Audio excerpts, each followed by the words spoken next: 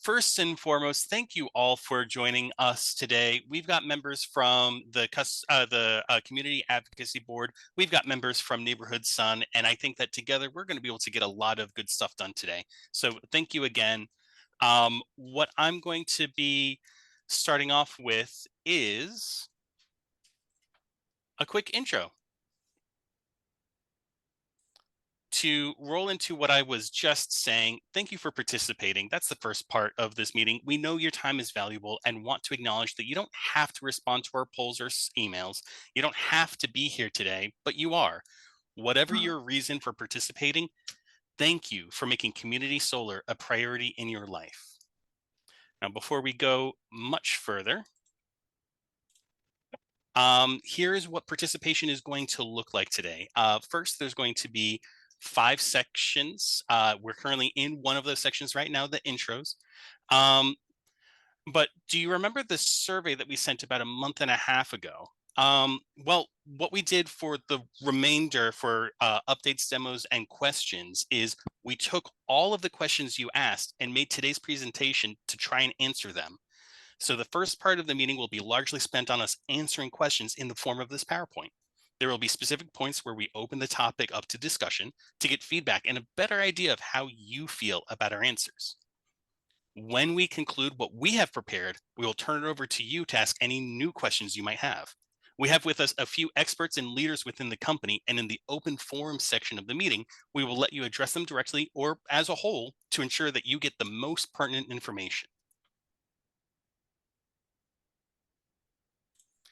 With that in mind, we would like to ask that you save all questions until the end. I know that in the moment you might want to write down the question real fast so that you don't forget it. Please, I encourage you to use the chat for that purpose. What we'll do is at the end of the session, when we reach the open forum part, Stephanie will be going through the questions and keeping track of them to make sure that we answer everybody's questions in an orderly fashion. Thank you so much again, Stephanie, for volunteering and helping out. Thank you, Zach. And don't forget to introduce yourself as well. Oh, my goodness, you are absolutely correct. Hi, everybody. I am known by some of you because I was actually one of the founders of the original Customer Advocacy Board back in 2019, the first time that we tried this. I do see some familiar faces. I'm not going to put you on the spot to call you out, but hi to everybody who recognizes me. And for those who don't know me, my name is Zachary Perkins. I've been with the company since 2019, and I have worn quite a number of hats in that time. I have worked with the marketing department, the current department that I'm in, but I've also been heavily involved with the customer development department with Maddie and Jenny and helping to answer customer questions when you call in. I've dabbled a little bit in sales, and I also help out with the tech department from time to time. So I am literally all over the place. And today I am here to help you all with the Community Advocacy Board. So thank you, Stephanie, again, for making sure that I remember to introduce myself. But this is what we're going to hope to get out of the meeting today. So for Neighborhood Sun, what we're hoping to get out is to lay a foundation of a better relationship between us and our subscribers, you all. We hope to answer all of your questions and then to listen to what you need from us.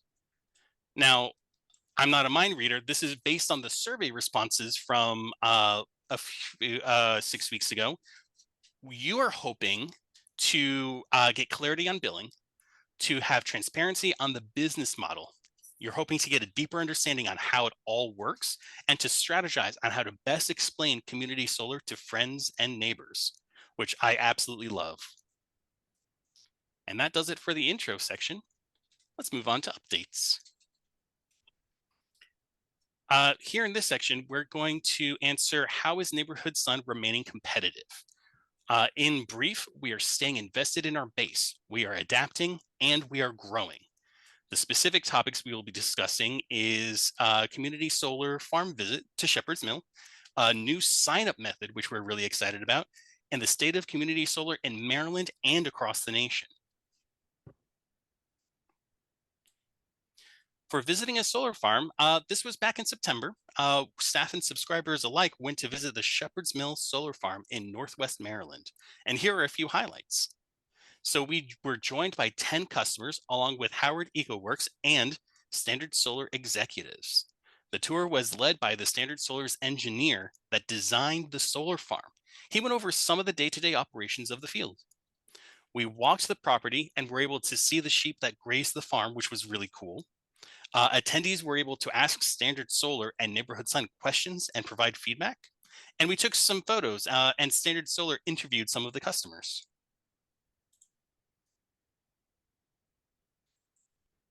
As far as the new sign-up process, so we have completely revamped our sign-up system.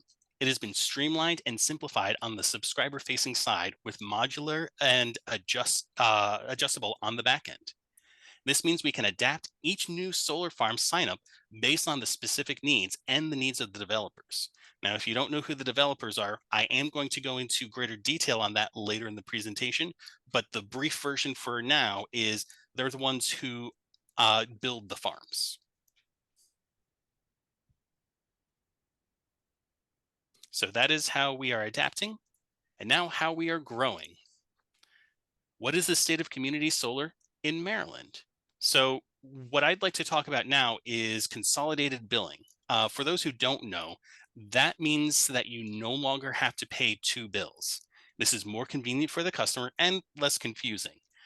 For most of our subscribers, you on the call included, you are in a dual billing system where you first pay the utility company whatever you owe them, and then a month later, you pay us what you owe us. But in Maryland, we've recently passed a bill that will allow them to convert to the consolidated billing format. It was the House Bill 908 that was passed in April. It took effect in July, but that doesn't mean that the consolidated billing was actually rolled out. What that means is that the bill itself became official in July. It is going to do a number of things, not just consolidated billing. The Bill 908 is also going to require low to moderate consumers be at about 40%. And the goal is 90K Maryland subscribers. So really exciting stuff for Maryland. Now for the rest of the country. What is the Zach, state of... sorry to interrupt. I see Christine Duke has a hand raised, and if it's a question, we can go ahead and put it in the chat for the end, but I just want to make sure that, Christine, you were able to see everything all right, or if it was something urgent. Thank you so much. Okay. I'm seeing, okay, it looks like we are all set there.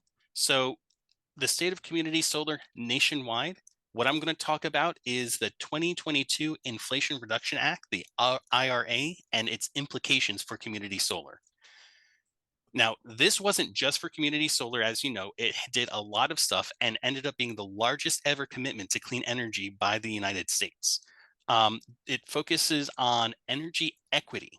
Now, energy equity means that it's going to try and bring the necessary energy changes to the necessary spots. That sounds pretty straightforward, but it's different. The key word there is equity, where equity is different than equality. Equality is, of course, trying to give the same to everybody. Equity is adjusting to give what's needed. Now, as far as community solar specifically, there was a way to apply for aid for the IRA, but there were so many applicants, the EPA had to revise requirements, which is really exciting that there were so many community solar companies that wanted to get a piece of this. The IRA will also allow for even more investment opportunities in community solar by changing rules around ITCs. Now, I'm not an expert, so what I understand is basically what I have on the slide here. ITCs is investment tax credits. So the short version is that by making it easier to sell these, a community solar company will be able to afford more investors faster. The bill is also guaranteeing fair pay for the construction workers and project operators, the developers. This will create hundreds of thousands of more jobs and expand US tax credits for renewable energy projects. So all in all, really great stuff. And then to narrow the focus of the state of community solar, we're actually going to focus on neighborhood sun. And I'm, for this slide, going to turn it over to our CEO, Gary Skolnick. Gary, thank you so much for joining us on the call today.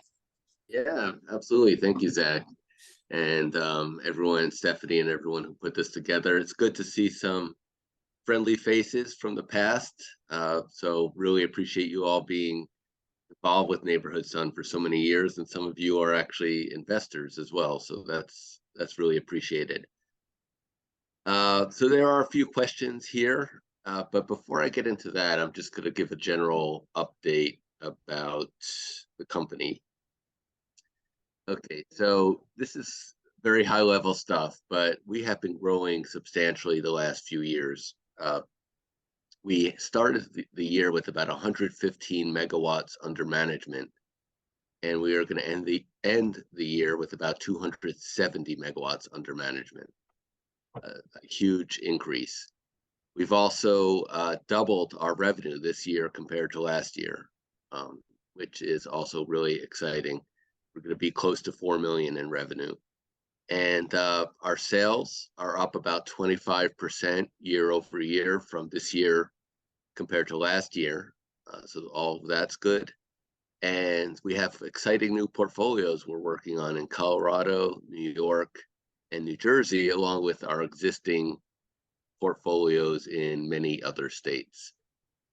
So a lot of good things happening at Neighborhood Sun. And we are well positioned for 2024 as this market, as Zach indicated, because of the IRA, this market is going to be heating up even more, especially as solar panel manufacturing starts coming to online in the US. That'll really also help. All right, so there were a few questions here. Electricity rates are up 15 to 30%. How is this increase in revenue shared or used? Looking to clarify where this money goes and what we were actually paying for. Well, if there was an increase in electricity rates, it is state by state, so I don't know if all states had 15 to 30% increases. But the asset owner, the company that owns the solar project, or the developer, they get to get all this increase in revenue.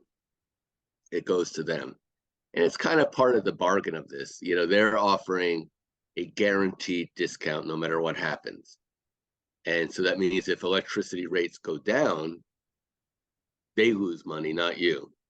If electricity rates go up, they make additional money, not you. You get the same savings no matter what happens. What are the financial conditions of this company and peer companies?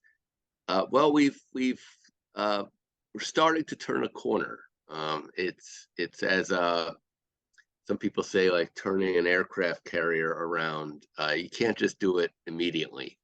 So we haven't been profitable since we started, and that was part of our strategy, is that we wanted to keep growing, and any revenue we got, we invested right back in the business. But we are seeing that because of the inflation and the high interest rates, the investment market has changed, and we've got to be profitable. So we are about break even or slightly profitable for this quarter and hopefully going forward. You know, I'll tell you, the big challenge with a company like us and our peer companies is we all face the same challenge, which is the projects that we're supposed to work on get delayed constantly. So we, for example, might have 15 megawatts in Colorado that we thought we were going to start working on in October. And so we would have revenue in October, November, December. Instead, it gets pushed to November and then December, and then they tell us, "Oh, sorry, January or February." So it's just it really indicates that companies like us and our peers have to have enough financial wherewithal to deal with this long cycle and the uncertainty of when the projects are getting built. Hopefully, again, the IRA will change that. So our peer companies, it's hard to tell exactly because I think they're all private companies, so we don't know their financial data. But just being in the market and talking to other folks, um, we know that most of them, I think, are losing money. So the fact that we are uh, at profitability puts us a step ahead. Now, on the other hand, one of our competitors just raised $30 million, so they don't less concerned about losing money. Okay, I see a question from Stu that's related to an earlier thing I said. What are the main reasons for project delays? Community opposition, connection to grid? That's a fantastic question. It's not that the answer to that is mainly no. It's not community opposition. It might be connection to the grid, or as it's called, interconnection. We don't we're not privy to the inside workings of the developers. We can only go based on what they tell us.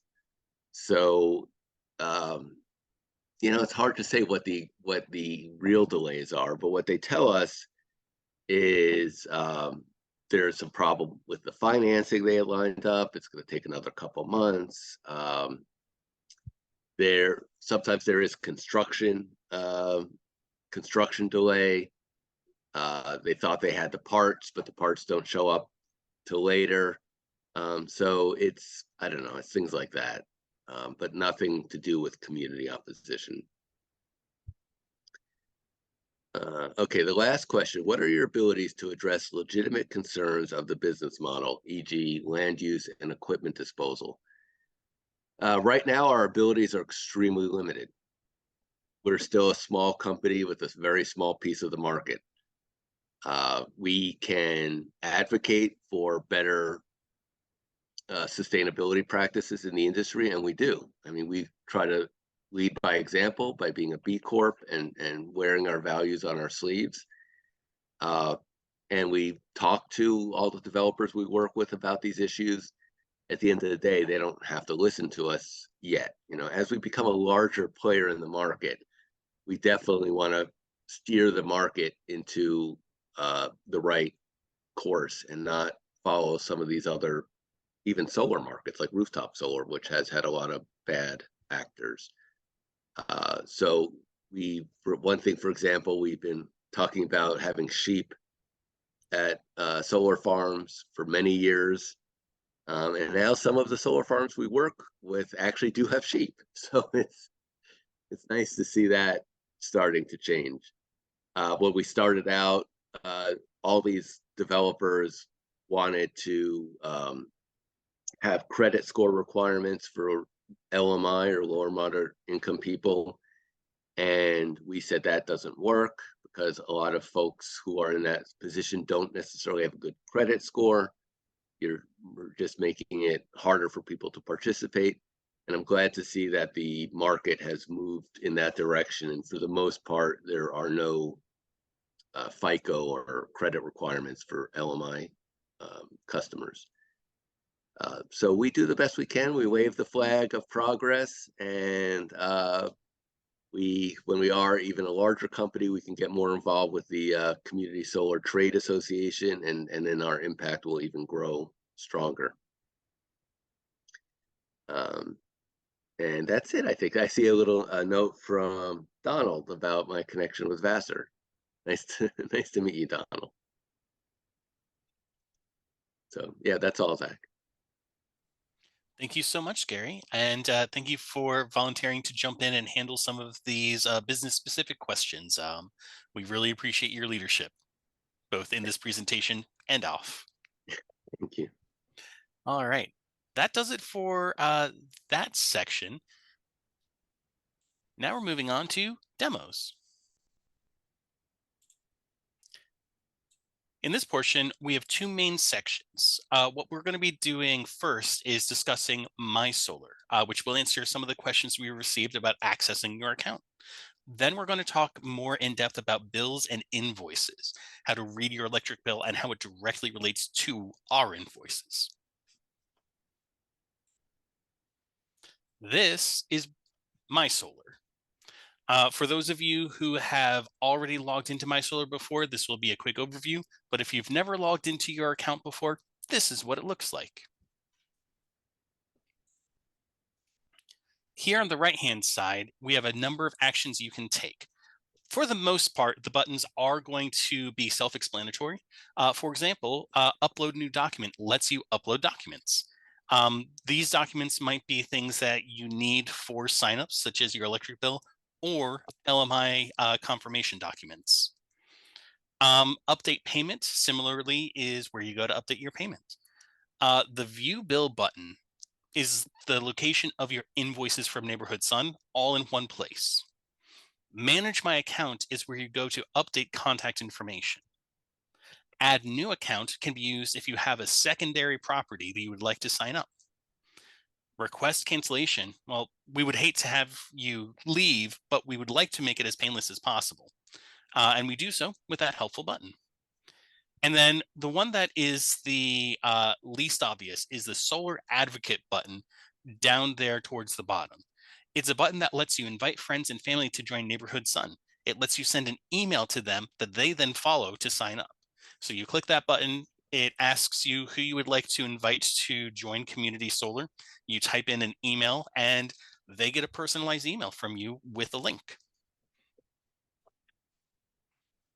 Now on the other side, we have details and information related to your subscription. Since this is a test account that I'm using, all the details are blank in this example, but yours won't be. Environmental impact is broken down into three main categories: how many cars you have effectively taken off the road, how many pounds of coal was prevented from burning, and how many acres of trees you represent. We generate these numbers by plugging them into the EPA greenhouse gas calculator. Then we have the savings, which are in two categories: how much you saved on your last bill and how much you have saved for all time. And then the final section is a solar project details section. It gives you all sorts of details on the farm that you get your solar credits from. Things like the terms, true, but also fun facts like whether there are sheep that graze on your farm's fields. And here's our first discussion where I invite everybody to unmute and talk about how useful did you find My Solar before today's presentation, and has that opinion changed in any way? And just to keep the ball rolling, I am going to put a quick timer for 5 minutes for this discussion. If we're getting really involved, I might let us go as long as 8, but we'll see.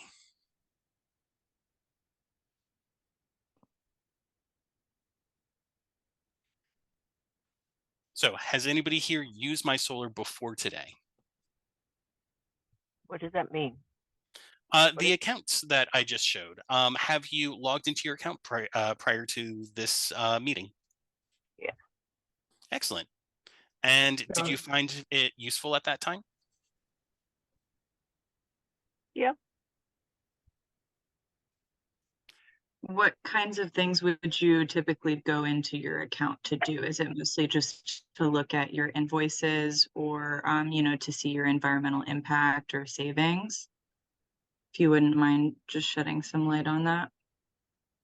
Hi, it's David. I went in to find my contract. Contract went very quickly and I didn't know what the contract was. I went in and I was able to find my contract and download it. So that was helpful. I've got one comment. I thought that it might be good to show greenhouse gas.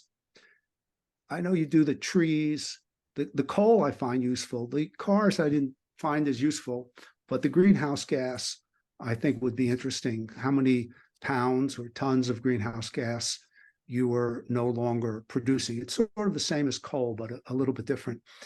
And I might also mention, I was with Natalia at a village of Cross Keys. Natalia was making a presentation to a group of about 20 people. And they were talking about the discount and the 10% and the $100 and all this. And then at one point I said to the group, the number that really matters is not how much you save. You may save a few dollars. The number that matters is this number. And I pointed to the pounds of coal avoided. And I think that changed the whole group. And that's generally the way I explain it to people, is the number that counts is the pounds of coal avoided. So that I think is great that you have it in the center of the page.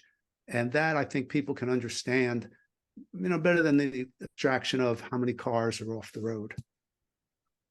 So I think it's great you've got that right in the middle of the page. Thanks so much for that feedback, David. I appreciate it, and we'll definitely keep in mind the preference for greenhouse gases, because we can always update that.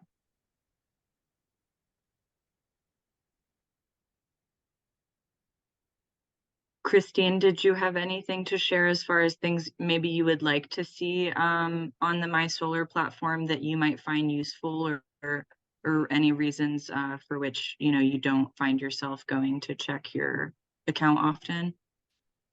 No, not really. I mean, I know it's set up and it's got what I want on it. Thanks.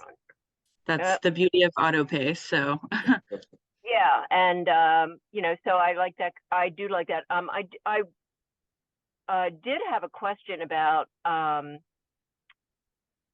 the availability for us to refer people to the program. I know at one point there was a referral bonus if you did that and everything else, but I found that process, it was a little bit difficult. It was like we got an email and it had a link in it, and if you copied and pasted the link, you could send it to somebody. I really like that you've updated it now that it can be done directly from my account page. I will certainly use that feature. And I just wondered if that was tracked anywhere for us. You've referred 5 people and 3 of them have signed up, or something like that. We do track that, yes. We don't track it, although we have the information to go down as far as, oh, Christine has referred 3 people and 2 have signed up. We can look that information up. We generally look at it in a larger terms of, we've had like 20, 30 referrals in the last few months and X amount have signed up. So we do track it, yeah.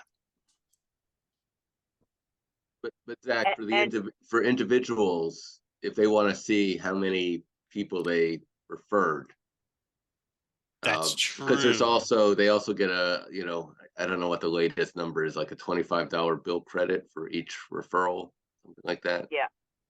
Yeah. Yeah. I also had a question about the business referral. I think Natalia was the one I worked with, and she went out and they signed up Cross Keys, Harper House to join the Community Solar program. Yet I never got any feedback about that. I had to wait like a couple of months and then hear it from the board that had actually happened. Interesting. Yeah, okay, I am taking down notes. That's something that I'll bring up to the marketing department to see what we can do as far as notifying people when it's gone through. It might not be something that we can roll out immediately, but thank you so much for the suggestion. That's a really good point. Okay. So I'm a bit of a nerd and an advocate. And when I, you can't see what's on my screen. When I generate electricity off my rooftop, I get to know how much, and I get to know that in real time. And I'd really love to be able to see how my solar farm is doing on this site. A day late is fine, but it varies over the year, and I just like to know what to expect.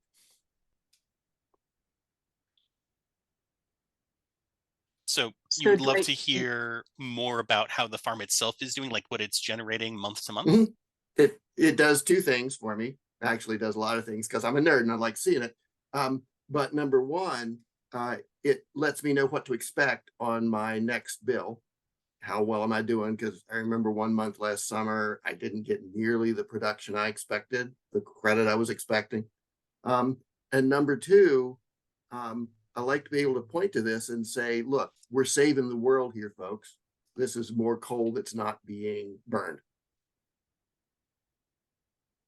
Yeah, so Dwight, you're saying you want a live update essentially for how much the solar farm is generating, or your shares specifically each month? Well, I can do that division if I get the whole thing. So either way would be great. Live might be a high bar, but daily might be easier. Yeah, well, we've currently got just annual kilowatt hours and things like that that can then be converted into greenhouse gas emissions. So that's on the solar farm page. But I don't know about sort of live updates or daily updates. That's something we would need to check in with the developer about. But I've taken down the note, and we'll definitely see what we can do. Yeah, and I think yeah, it depends if we get access to the meter on a regular basis. But the other thing, I know Zach probably wants to move on, but the other thing that's this is related to is Emily and I have long talked about creating an app. We haven't quite got to that yet, but this would seem to be something that would be perfect to be on the app, where you get like a daily update. Today, your share produced this, or something like that. So that definitely something we have in mind, but we just haven't been able to get to that yet. This is David. I have another thought for you. In terms of explaining it to people, it might be nice if you guys could place an article with get a, it'd be ideal it was like the New York Times or some magazine where you find a writer who is friendly to you and can describe the Neighborhood Sun story, can explain it in what could then fit on a one-page PDF. Maybe someone, it doesn't matter where it is. The important thing is that it's reproducible, that we can then copy it and send it to people, but from a third-party source. Maybe Canary Media might do a story about Neighborhood Sun that explains the whole process in writing, so it would be from a third-party source. So it would be sort of more reputable. As you know, the well's been poisoned by the third-party solar. In fact, you definitely have to have an article about that. The difference between Neighborhood Sun and Clear Choice, Green Mountain, and all those Texas-based third-party suppliers, because that's the biggest problem. Everyone looks at Neighborhood Sun and they think about the third-party suppliers and Retail Choice, which we know is so bad with the sleeper rates and everything else. So if you could get an article like that, I think it would be helpful. Thank you. Hi, I have a follow-up to David's point. Could someone explain, or David, maybe you could explain the distinction you were just making a little further? What's the problem with the other providers? About 10 years ago, the group of Texans came into Maryland. They convinced the governor and the state legislature, we should have competition. Competition will be good. And if you go on the BGE third-party supplier site, there are 100 companies listed. And what those companies did is they first offered, quote, low price. You'd sign up for them, and then they would be called sleeper rates, and they would raise the price over time. That worked for a number of years. Then people caught on, and then they came up with their second wave, which was, oh, we're going to give you 100% clean energy, wind energy, solar energy.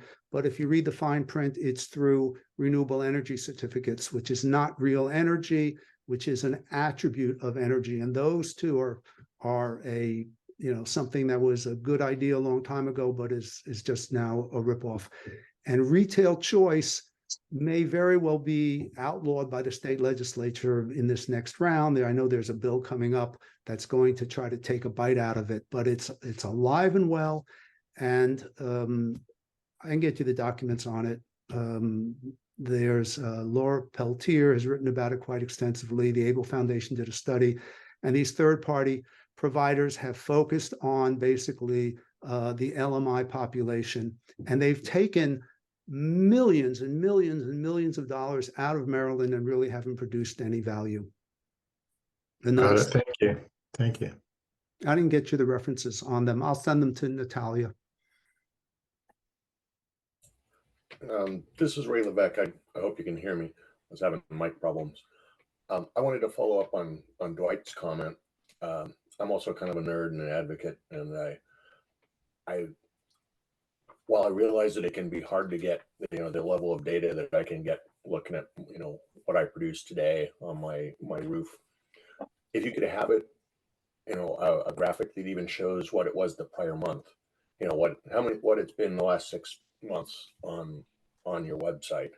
I think that could be something that I could use to, show my friends and fellow nerds, hey, here's what, this is the actual production from the farm that's, supplying part of what runs my house. And like the suggestion of having the pounds of CO2 avoided, as well as what you have, it might, speak to somebody in those different metrics where you show, the cars removed, the coal avoided, the trees planted. Each of those will speak to different people. And the CO2, I think, will grab another chunk of people, as will, I love charts. I love spreadsheets, charts, they just speak to me in a different way than words do. And so I think those would be, and it would also help very really, in a true sense, know, okay, I should expect that the discount I get this month is going to be, it's going to correspond to the size of the bar graph, and realizing, this all depends on the sun and the local weather. And so if it's a cloudy July, hey, sorry, you don't get as much solar. Yeah. Fantastic. Yeah. What can I say? Thank you all so much. I know the conversation got a little bit away from the MySolar specific topic, but that's actually best case scenario for me. The worst case would be if nobody wanted to talk about anything. So thank you for that suggestion. Thank you everybody for all of your suggestions. I know Stephanie's taking notes. I'm taking notes. We have, I don't want to put them on the spot, but we have some of the key decision makers in making some of these changes on the call right now. So hopefully we'll be able to set up a meeting, you know who you are, to look at some of what it would take for the marketing and tech changes. So thank you all so much. I am going to move on. We have about 17 minutes left, and I want to make sure that we get through all this and have more time for more discussion afterwards. So the second part of the demo section is going to be about reading your utility bill and community solar invoice. Another very common set of questions we heard in the survey had to do with credits, utility bills, and our invoices. This section will tackle all of them as we break it down where on the utility bill the credits can be located and how they directly relate to the charges and savings on the Neighborhood Sun invoice. In this section, we use the BG&E bill. Some of the people that asked specific questions about where to locate it were from the BG&E area, so we hope to knock out some of those specific questions. But if you need an example of your utilities bill, you can get that upon request. I don't have it like on hand right now, but we can set up a call with some of our customer development teams, and they'll be able to help you out. So,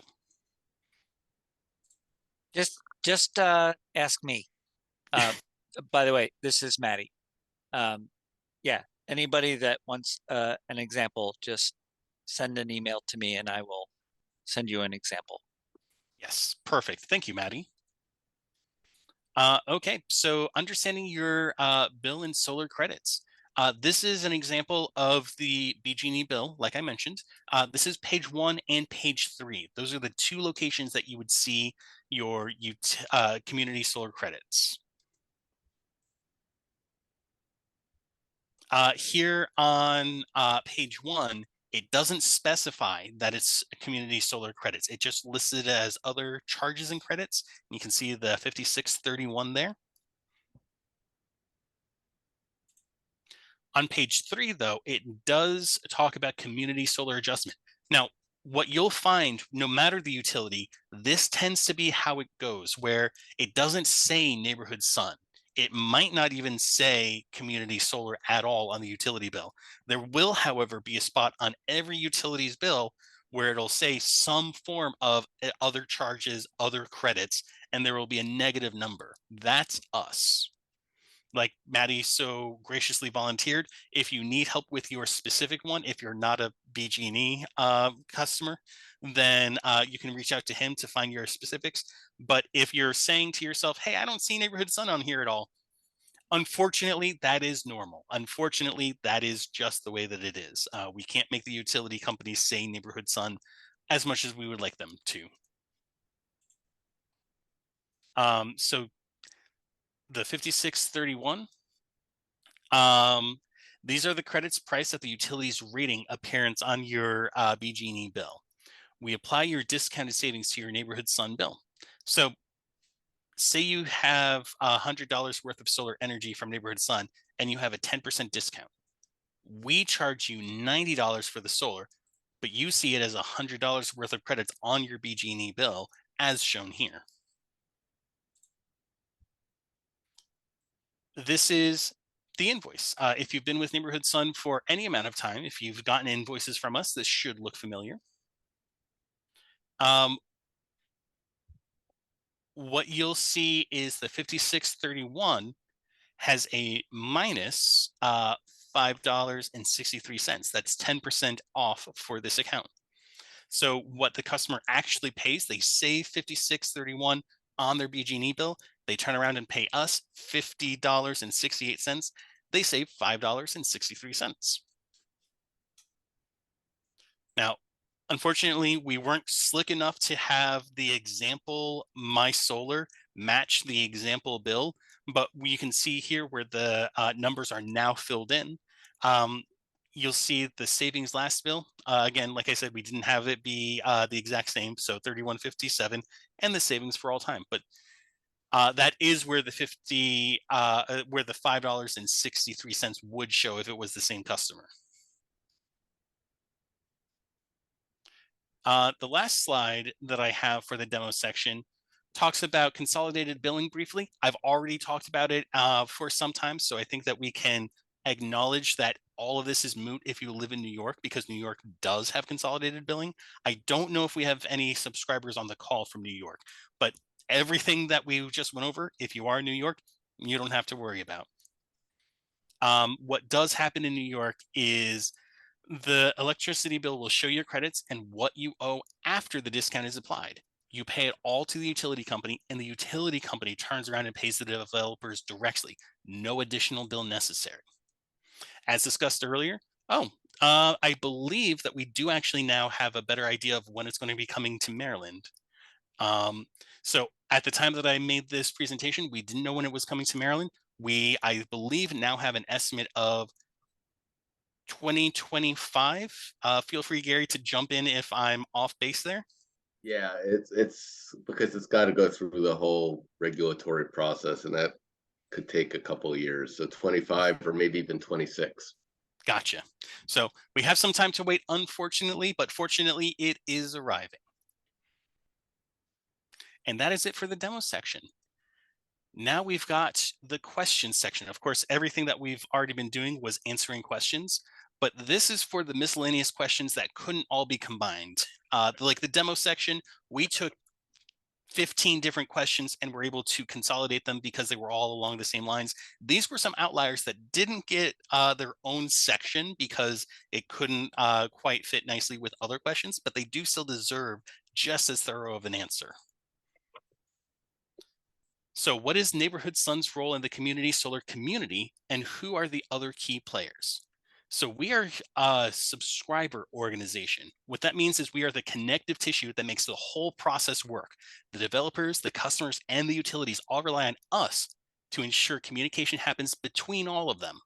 And Neighborhood Sun goes a step further. We also reach out to the community to make certain that we are having a positive impact. So we're going to take a look at the next slide for a quick visual. What you can see here, we've got subscriber organizations. That's us, Neighborhood Sun, with our B Corp certification. Then there's a utility company, the people that we all know and have to deal with regardless. The EPC or developers. These people are the ones who build the solar farms. They're the hard hat wearing people that make it work. Then there's the financiers and owners. Sometimes they're the same entity as the developers, sometimes not. Then there's you folks, the subscribers, the customers. And what we add into the mix, what not all subscriber organizations do, is the local organizations where we get involved with local groups such as CCAN, or which is Chesapeake Climate Action Network, for those who don't know. So to answer that question, that is where we fit into the whole community solar process. By the way, people can contribute to my polar plunge with CCAN if they want to. Thank you, Maddie. Yes, keep an eye out for emails. We usually save them for after the holiday season because we know that it's kind of hard to keep track of it during December. But keep an eye out in January when we start promoting our polar plunge, what Maddie was just referencing. So, what kind of things are stipulated in the community solar farm contracts? So there's a number of things that are stipulated in the contracts, and most of it is just in case information, but we're going to go over it all now. Now, of course, every contract is going to be worded slightly differently. We can't compare every single project's contract and say exactly what's in there, but in broad terms, these are the things that are stipulated. So there's basic contact information. There's the terms of the contract, length, how to cancel, stuff like that, fees if there's any. Then there's the ownership of the solar farm. Every contract specifies you don't own the solar farm. Most of us, we already knew that, but it does need to legally be specified. What to do if you move is also in most of the contracts. Estimated savings is included. What happens if the home ownership changes? Limitations of liability. The explanation that utility rates may change, and agreements to autopay. Those are what's included in broad terms in all of the contracts. Now, this next section, I don't know that we have time to go into it right now with it being 12:52 already, but one of the things that was asked was for a open forum discussion on how do we market community solar to peers. So I do want to give us some time to do this. And you know what? If we go over, I'm okay to go over a couple of minutes if you guys are. So feel free to unmute. I'm starting the clock now, hoping to keep it at about 5 minutes. What do people have as far as experience? What have people done to try and market to their friends and family? This is Christine. I am going to have to leave right at 1 o'clock. Unfortunately, I have a doctor's appointment, and that's why I drove here. Anyway, I do a lot of, I've been involved in community advisory boards and actually community action boards, which are very involved in getting a peer-to-peer education for people to become involved in different things. And I just wondered about capacity, because I know when we were looking at taking Harper House into the business model, there was really a very limited amount of business bandwidth still available. And I'm really interested in just like letting everybody I know about this, but if the capacity is somewhat limited, I think that that's an important thing to know going into it. So knowing the capacity of the solar farm, knowing how much room is left on the solar farm would be helpful. Yeah, so I know that there's different farms that people can pick from when they go, but I know there's also limits to their capacity, and I know we're bringing new ones online, and I never understood why one farm would be a better pick for me than another farm. I just picked one because I knew the area, but I think information so that we don't steer somebody in a direction that, oh, there's a waiting list for that farm, or there isn't a waiting list now, but it's getting really close, and by the time you make the decision because of Christmas or whatever, it might be full. Gotcha. Yeah, we do have some of that information available, but it's true that it's not front and center. It's not readily available. During the sign-up process, we do have spots where it says what the availability of the farm is. but we could be putting that information in other places too. Would that be helpful for you if it was in MySolar? If you saw in your MySolar what your solar farm, well, you wouldn't want just yours. You would want other Right. farms as well, as you're referencing other people. Right. Yeah, we can talk about how to make that more forward so that it's easier for you to access. Thank you. Yeah, for sure. I just want to say one thing also to answer Christine. I think in your case, this is more of an issue when you're referring a commercial customer. If Mhm. you're referring a residential, who's going to be like a 6 kW size, there's always going to be room for them. But yeah, if you're doing a commercial, which is a larger chunk, that's where we sometimes run into issues. Yeah. Yeah. And when we send out campaigns inviting subscribers to refer, we usually try to only send it to people in a specific utility area with capacity that we're trying to fill. But that's really helpful input, just to know that it would be nice to have maybe some more details about how many people you can realistically refer based on the space in your local area. Thanks, Christine. Thank you.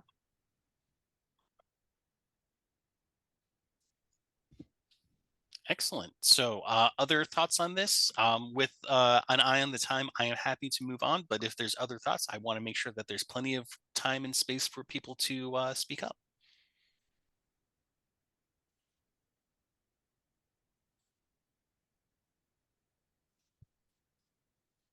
Okay, moving right along. I saw savings in the initial months after signing up. Why don't I see any savings now? Frankly, that shouldn't be the case. Our contracts do guarantee savings, so nothing on our end should have prevented that. If you are no longer seeing savings, it may be that we need to schedule a call with one of our customer development agents to dig into what may have changed outside of us, such as an issue with the utility company. So I included this question not because I thought we could answer it on this call, because it goes into some details that we just don't have, but I wanted to use this as an invitation. Please reach out to our wonderful customer development team for any questions like this. They are experts at digging into the mysteries of what's going on with your bill. Maddie has already introduced himself and has helped out a little bit in this call. Most people who have been with Neighborhood Son for a while know Maddie and knows that he's going to be a great person to help out. But he's not the only person on the call. We also have Jenny, who is more than happy to help out. And I saw a few others. I don't want to put anybody else on the spot, though. Okay, and that actually leads us to the open forum discussion. So that's enough of me. Time to hear from all of you. Any questions or topics that were not covered, or any topics you want to any clarification on, feel free to ask here. I've already alluded to it before. We have a number of experts. We've heard from Gary, we've heard from Maddie, we've heard from Stephanie, who is with me in the marketing department. And like I said, I'm not calling them out. We have a few people from the tech department here. So if we get too technical, we do have some experts that can help out with that. But turning it over to you all, anything that you have for us?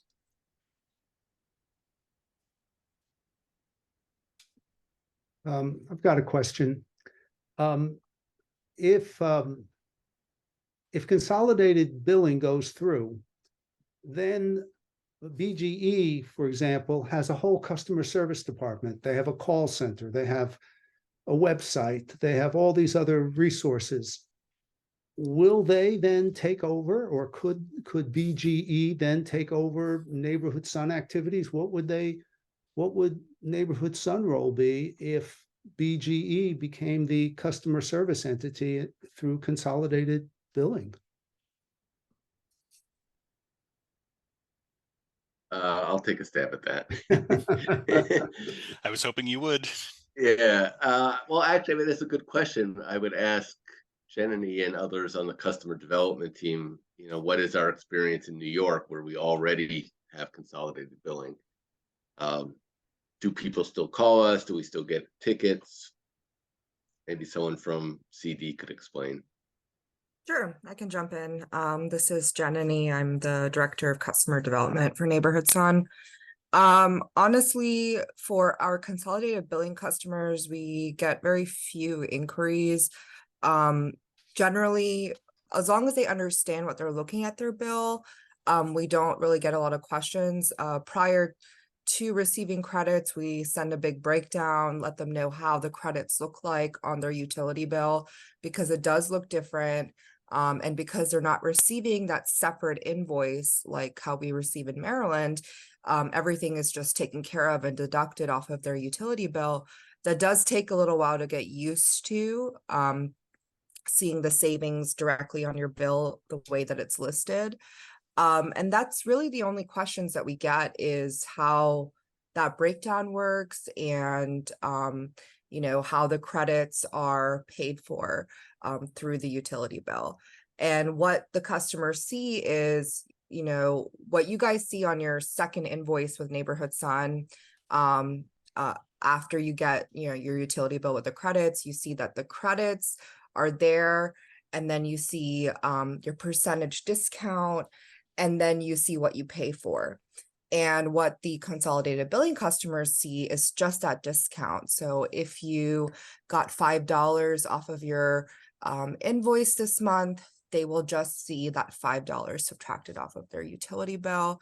But generally, there aren't any issues with the customers. If there are customers getting excess credits, just like, you know, in any other community solar project in the summer, the farms produce a lot of energy. It's the same process where those credits roll over and are applied on the months where they don't get as much energy. Some of the utilities also do a true up the same way that BGE does, where they'll send a check for those excess credits. So pretty much everything else works exactly the same. They just don't get a second invoice.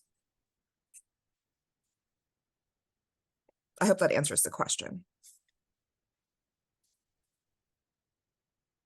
What about on the recruitment side, the recruitment of new customers? Well, enrolling customers for consolidated billing is pretty easy, since there isn't a lot that a customer needs to do. They just need to pay their regular utility bill every month, and everything else is taken care of. So from the enrollment perspective, it's really just telling the customer that, hey, you're going to be enrolled in this other program and it's going to show up on your utility bill, but they don't need to add a payment. They don't need to verify their payment. And so it takes a lot of the extra steps after enrollment on the Maryland side away. So it's pretty easy to enroll customers. In New York, for example, we don't have a lot of issues with that.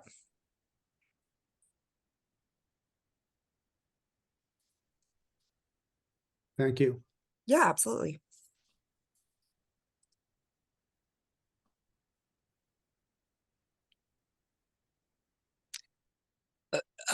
By the way, I raised my hand, but I don't know who the facilitator is, and I apologize for just jumping in.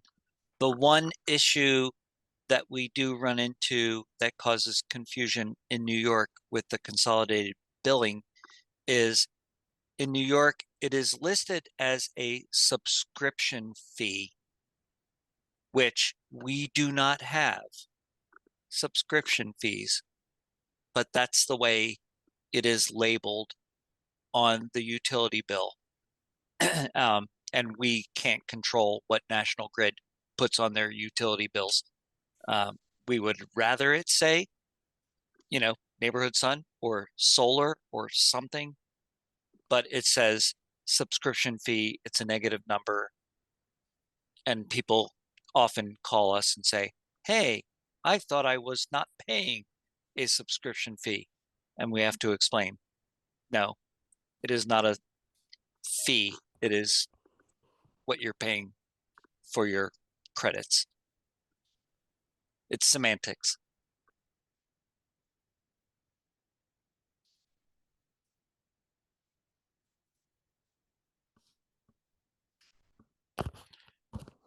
Okay, I do see another hand raised. Ray, did you have another question? Yeah, actually, I had a thought that kind of follows on what the last two speakers addressed. And living in Maryland and having read the recent law that was passed about community solar, I saw in there that they said that, you know, it needs to go through a regulation process, which I think will go through the Public Utilities Commission. And so I'm hopeful that maybe we could advocate for more clarity in the consolidated billing so that we can have something that's more analogous to what we currently have with secondary suppliers, where it says, oh, and this is a credit you're getting because you have a contract with Neighborhood Sun. And I think that would be useful for me as a consumer, but also, I like this idea and I want more people to pick it up. So I want it to be very obvious what that is. I like the consolidated billing, but I think we got to nudge it to be productive for us. For So sure. I'd be happy to help nudge the Utilities Commission as I can. If this group can, has that as a goal, I'd be happy to join in. Yeah, may I jump in really quickly, Zach? Sure. Yeah, absolutely, Ray. We definitely encourage customers to reach out to the Public Service Commission. Sometimes, I mean, I would say 95% of the time it is way more effective when you guys reach out to them than when we talk to them about issues, just because the customers in the end are the taxpayers and are the ones responsible for, paying the Public Service Commission. And so they're just more likely to listen to the feedback from you guys. I can put the link in the chat for the Public Service Commission for Maryland, and we'll of course provide that feedback as well. We just don't know yet what it's going to look like since it's still about a year and a half from now. But you betcha that we're going to do everything we can to make sure that the process is as transparent for you guys, since it's going to be your utility bills that are affected. Thanks, Ray.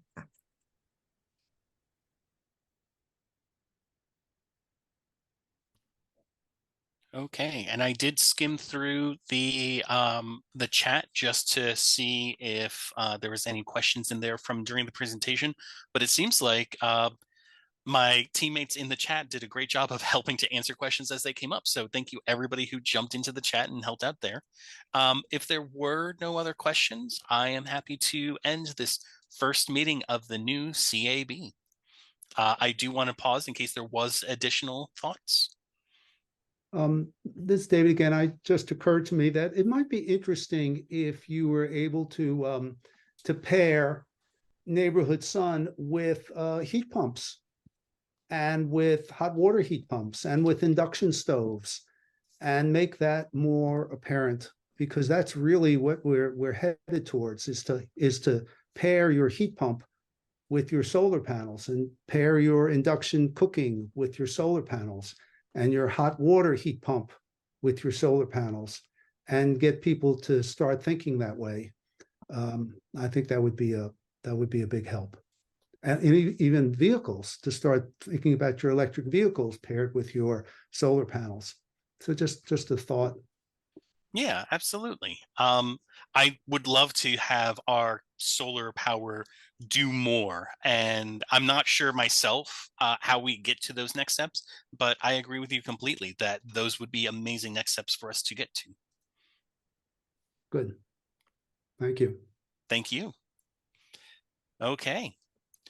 I do want to provide bumper stickers to all of our customers that have EVs that says, "My car runs on the sun."